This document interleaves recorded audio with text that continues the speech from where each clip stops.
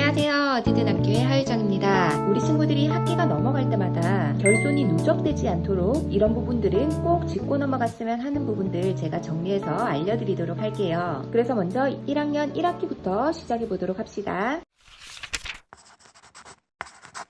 우리 친구들이 1학년 1학기 동안 어떤 부분을 배웠냐면 읽고 쓸 때 바른 자세, 그리고 2단원부터 4단원까지는 한글 공부와 관련된 거예요. 지금부터 말씀드리는 것은 처음부터 끝까지 보는 것이 아니라 이 부분을 아이가 제대로 알고 있는지 또는 확실하게 이해하고 있는지 확인하고 넘어가야 되는 부분들을 제가 짚어드릴 거예요. 바른 자세로 읽고 쓰는 단원 중에서 제가 이 부분을 강조하는 이유는 연필을 바르게 잡지 못하는 그런 습관이 들려버리면 쉽게 고치기가 어려워요. 그래서 이때 꾸준하게 지속적으로 아이들 연필을 바르게 잡고 바른 글씨로 쓸 수 있는 기본 틀을 잡아 놓는 거예요. 아이들 중에 이렇게 3번처럼 잡는 친구들 굉장히 많거든요. 1학년 때는 조금만 관심 가지면 이런 부분들은 잘 고쳐지는데 중고학년으로 올라가면 쉽사리 고쳐지지가 않거든요. 2단원 자음자를 기역부터 희읍까지 익히는 부분이에요. 이 자음자의 이름 쓸 줄 아는지가 중요한 게 아니라 읽을 수 있는지 확인해 보시면 돼요. 나중에 더 나아가서 이런 자음자를 받침자로 이용해서 이름을 붙였다는 그런 공통점을 찾을 수 있으면 괜찮아요. 그리고 웬만하면 우리 친구들이 필순에 맞게 쓰는 것도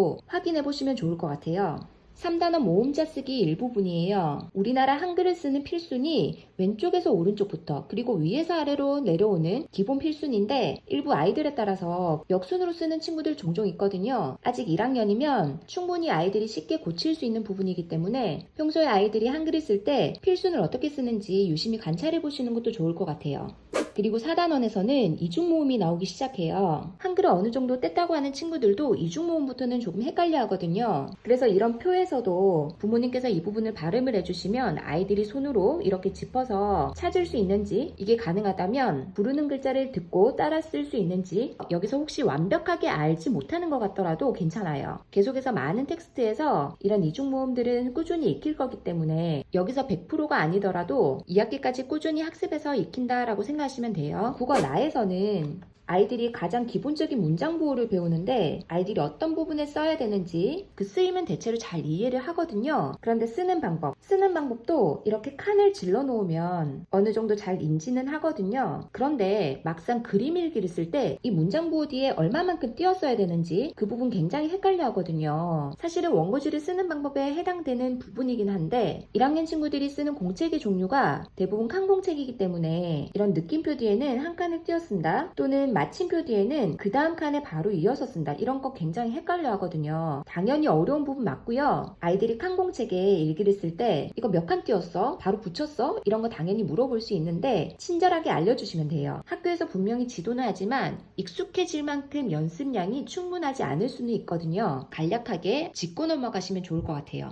그리고 마지막 단원에 그림 일기가 나오는데요. 아이들이 지적을 받는 것은 별로 좋아하지 않는데 다른 사람이 쓴 글에서 틀린 부분을 찾는 것은 굉장히 좋아하기도 해요. 여기 교과서에 나와 있는 이 그림 일기를 쓴 친구는 어떤 부분을 조금 실수했을까? 이런 질문을 통해서 날씨나 제목이 빠졌다는 거, 그 다음 가장 기억에 남는 일이 아니라 하루의 일과를 쭉 이어서 썼다는 거, 그 다음 내 생각이나 느낌이 없으니까 안고 없는 찐빵 같은 그런 느낌이라는 거. 국어활동에서도 의외로 아이들이 어려워하는 부분이 뭐냐면 그림을 보고 문장을 완성하는 부분이에요. 그러면 문어가 먹물을 뿜습니다. 이렇게 문장을 완성하면 되는데 아이들이 은근 힘들어해요. 왜냐하면 정답이 아닐까봐. 마찬가지로 이 뒤에 있는 이 빈칸들 굉장히 무서워해요. 국어활동은 말 그대로 보조교재이기 때문에 처음부터 끝까지 모두 다 해야 된다라는 것은 사실은 없어요. 하지만 국어활동은 교육과정 수준 내에서 굉장히 내용이 풍부하기 때문에 시중에 나와 있는 독해 문제집이나 국어 문제집, 이런 문제집 대용으로 너무너무 가치 있는 책이니까 혹시나 빈칸이 남아있는 경우에는 가정에서 마치 문제집 풀듯이 아이들 스스로 한번 해보면 굉장히 좋을 것 같아요.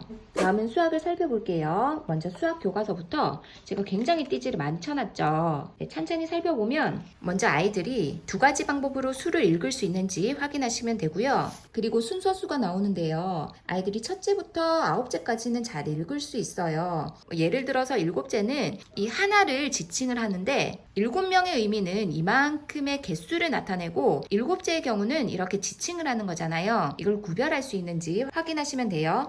여러 가지 모양에서는 입체 도형부터 먼저 나와요. 옛날에는 평면 도형부터 나왔었거든요. 뭐 동그라미, 세모, 네모. 하지만 아이들의 일상생활 안에서는 이 평면적인 물건보다는 입체적인 물건들이 아이들이 훨씬 더 많이 접하고 있기 때문에 이런 아이들의 발달 상황과 환경적인 요소를 고려해서 입체 도형부터 나오고 있는 거예요. 그런데 여기 보시면 이런 입체 도형의 모양에 이름을 지어보는 활동이 나와요. 저학년 때는 직육면체라든지 원기둥 이런 말을 쓰지 않아요. 살짝의 오개념이 보이죠? 사각형이나 또는 원이나 아이들이 평면 도형의 이름은 굉장히 익숙하기 때문에 이걸 혼용해서 사용하기도 하는데 이런 부분은 조금 짚어주시면 좋을 것 같아요.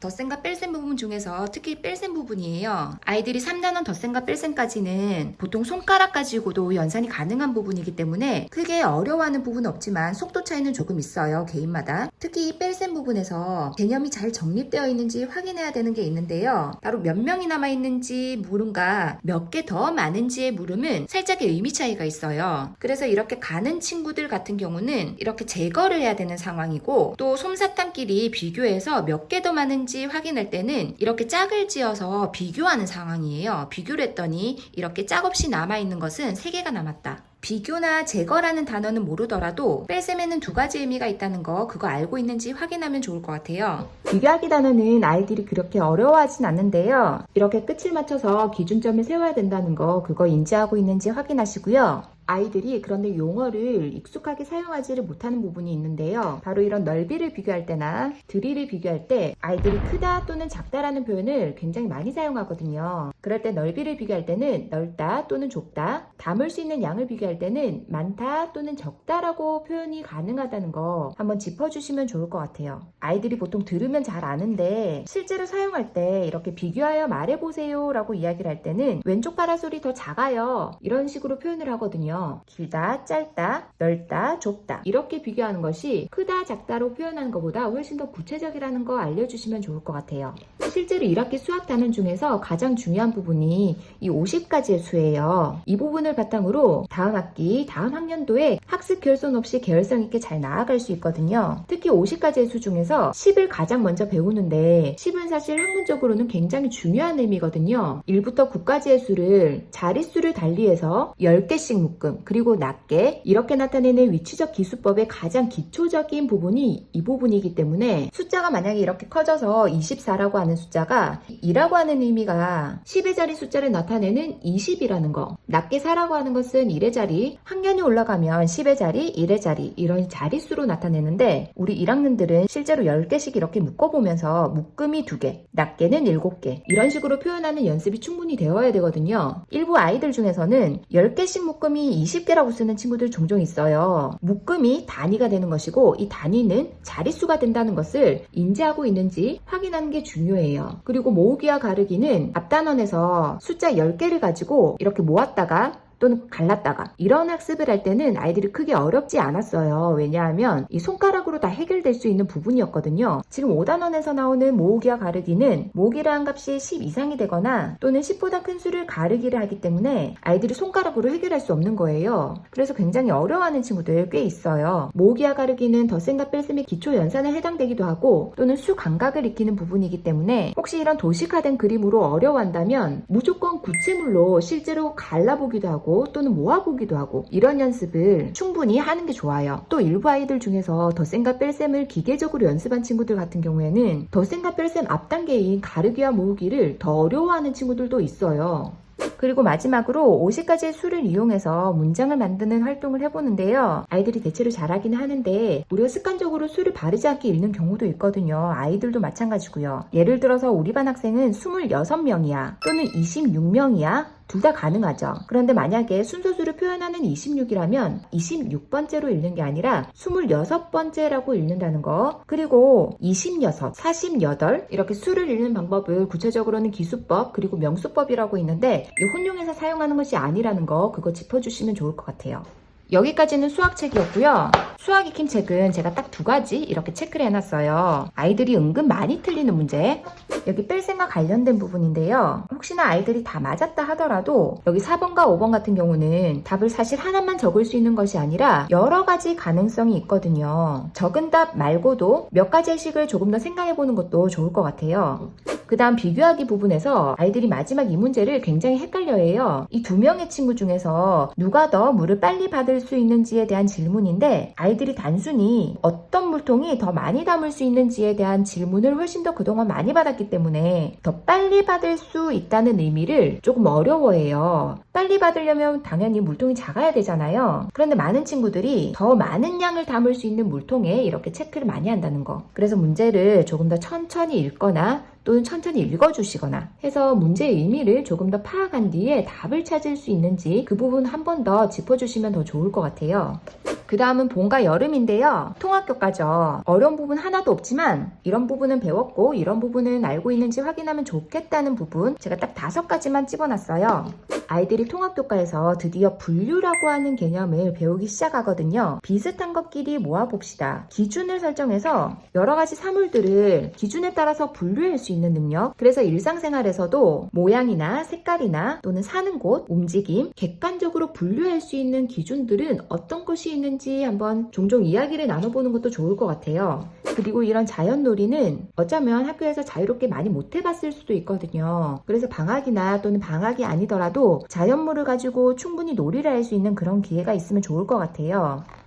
네, 여기까지 봄. 여름에서는 가족과 계절에 대해서 배웠는데요. 여기 보면 친척을 부르는 여러 가지 호칭에 대한 학습이 있어요. 그래서 평소에도 우리가 사촌이라고 큰 분류 없이 이렇게 이야기를 하기도 했는데 아이들이 이렇게 정확하게 나누어서 부르는 방법 배웠으니까 실생활에서도 종종 사용해보면 좋을 것 같아요. 그리고 여기서도 기준을 나눠서 붙임딱지를 분류해서 이렇게 붙여보는 활동, 이 활동 이후에도 꾸준히 기준을 세우고 분류하고 이런 학습은 나온다는 거 알고 계시면 좋을 것 같아요.